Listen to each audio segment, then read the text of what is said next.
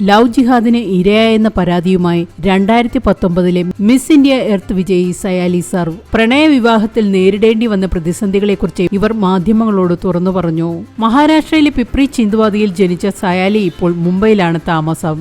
2017 ആതിഫ് തേസിനെ വിവാഹം ചെയ്യുന്നതിനായി സയാലി ഇസ്ലാം മതം സ്വീകരിച്ചത്.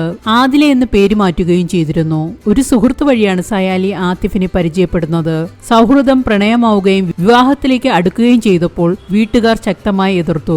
എന്നാൽ ഈ എതിർപ്പുകളെയെല്ലാം അവഗണിച്ച് സയാലി വിവാഹിതയാകാൻ തീരുമാനിക്കുകയായിരുന്നു. വിവാഹത്തിനായി മതം മാറേണ്ടത് നിർബന്ധമായിരുന്നു എന്ന് സയാലി പറഞ്ഞു.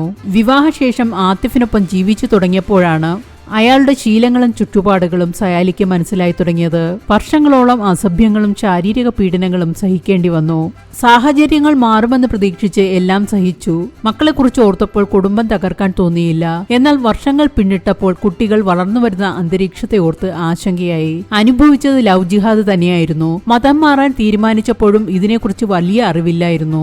ആതിഫ് നല്ല മനുഷ്യനാണെന്ന വിശ്വാസത്തിലാണ് മതം മാറിയതും വിവാഹത്തിലേക്ക് കടന്നതും സയാലി പറയുന്നു. വിവാഹബന്ധം വേർപെടുത്തിയതിനു ശേഷം ഹിന്ദുവായി വീണ്ടും മതം മാറിയെന്നും പേര് ആദിയ സർവ് എന്നാക്കിയെന്നും അവർ വ്യക്തമാക്കി. ആതിഫിനെതിരെ കേസ് ഫയൽ ചെയ്തിട്ടുണ്ടെന്നും തന്റെ പക്കൽ തെളിവുകളുണ്ടെന്നും സയാലി പറയുന്നു.